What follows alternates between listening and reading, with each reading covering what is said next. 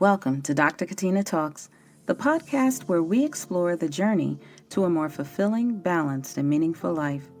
I'm your host, Dr. Katina, and I'm here to share stories, insights, and strategies that inspire you to live life more authentically. Today, we are talking about conserving your energy, not as a trend or a slogan, but as an actual practice that develops through experience, disappointment, and wisdom. Let's jump right into my story. My husband and I recently took a 12-day Christmas cruise. Unlike most vacations where we explore, our end-of-year vacation is a race to the finish line. We are usually exhausted and in need of recharging. Since we already visited many of the islands on this itinerary, we use this time as a season of slowing down. We slept, we rested, we created, we talked, we allowed space to simply be. It was restorative in every sense, but we did leave the ship on a few occasions. On one of the few excursions we chose to take, we boarded a small van with another family, a mother and her 3 adult children. Her son, he was about 22, and her 2 daughters, they were somewhere in their mid-20s. We sat in the van waiting for the family, and they finally arrived, roughly 30 minutes late. As they entered the van, the mother immediately began explaining. She shared that they were late because she had been waiting on her adult son to shower, eat, and get himself together. She added that she had told him the night before that he should have prepared ahead of time. She continued to make small talk, but it was mainly with her son and my husband. We finally reached our destination to explore a waterfall, but it required us to drive quads, and we had to walk to meet our quads and gear up. And as we walked, the mother continued talking. She shared that her son was a double major in college, that he had enough credits to graduate, that she had directed his major, that his grades were too low to qualify for a study abroad opportunity, that he was a big man on campus, that he was more interested in enjoying life than finishing school and entering the workforce. No one asked for this information, but she needed to say it. And my husband listened attentively. When invited, he offered a few measured pearls of wisdom. The son showed little interest. He barely engaged. But the mother, she listened closely, holding on to every word. And me, I remained quiet.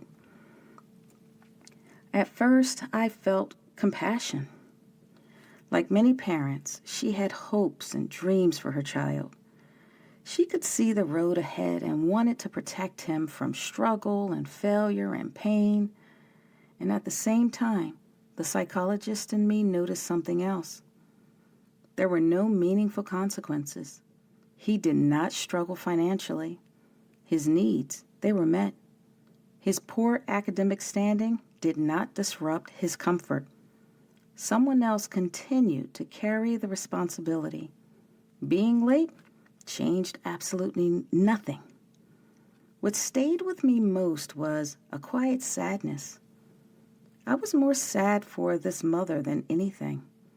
I recognized that she was a loving mother who was raising a man who would one day need to carry responsibility for himself, for others, and perhaps even for her. Yet, the weight of adulthood had not yet reached him. So, I didn't mind that she monopolized my dear husband's time with conversation. Now, don't get me wrong, there was plenty of room for me in the conversation, but I didn't take it. When my husband and I were finally alone back in our cabin, he asked me what I thought, and I answered honestly.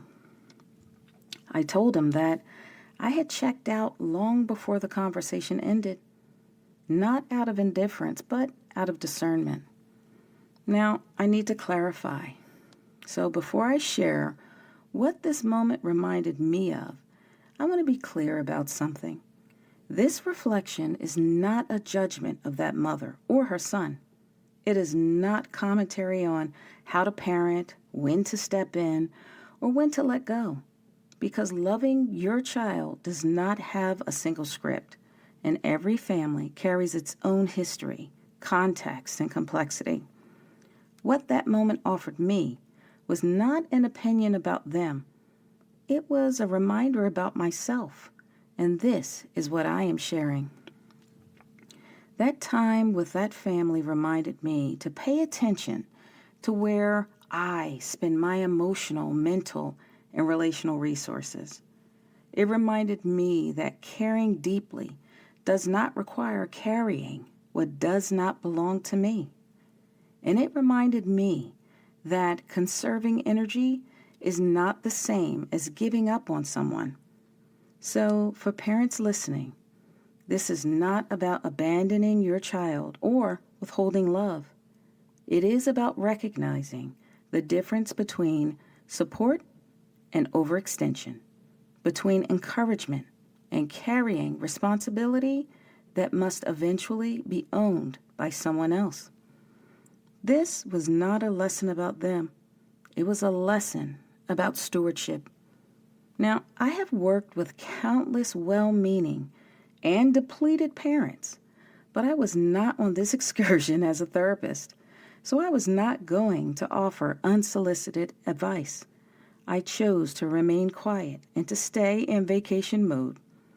Now, as usual, I have 5 life lessons for you. 1. When you notice yourself explaining more than being asked, energy is already leaking. In that van, no one asked the mother to explain her son. Yet, she felt compelled to do so. That urge often appears when we are carrying anxiety, disappointment, or fear that does not belong to the moment. In real life, this shows up as over-explaining in relationships, defending people who are not present, or justifying situations that no longer feel aligned. When explanation replaces engagement, energy is already being spent trying to manage perception rather than reality. 2.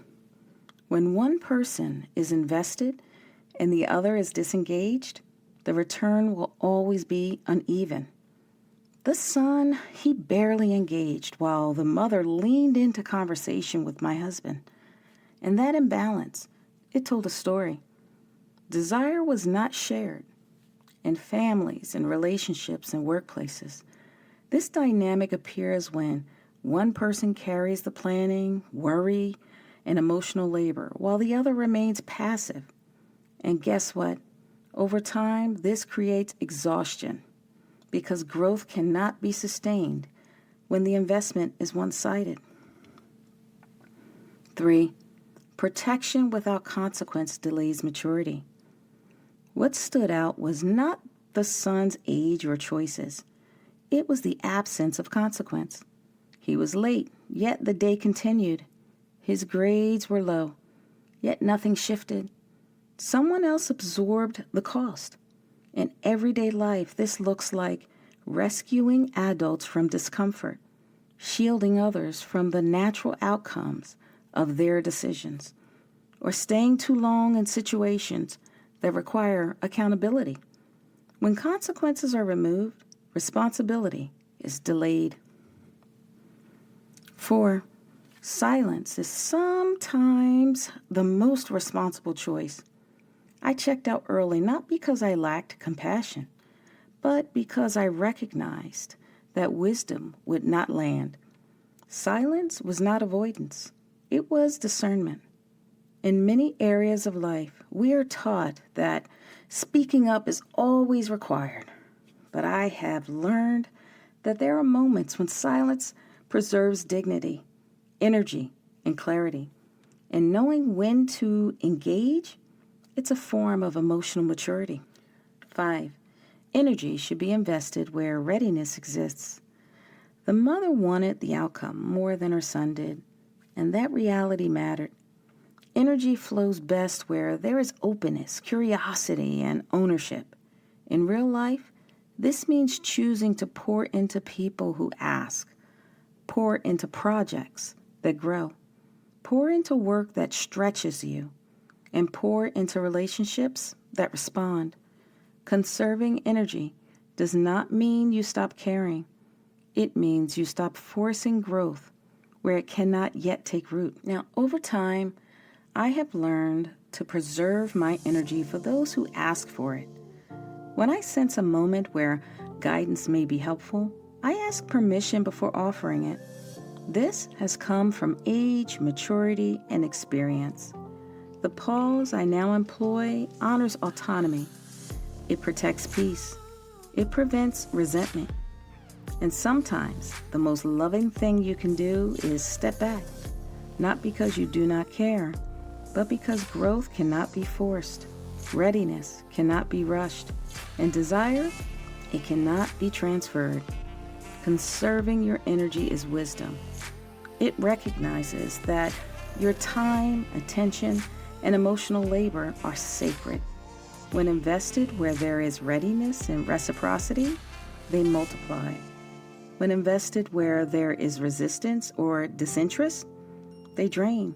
So, as a licensed therapist who has sat with many depleted parents, depleted lovers, and depleted employees, I leave you with this reflection. Where in your life are you investing heavily with little return? And what might change if you conserved your most valuable resource for what is truly ready to grow? Thank you for spending this time with me. Don't forget to hit the subscribe and like button and share this episode with someone you think might benefit. Until next time, take care of your energy. Bye for now.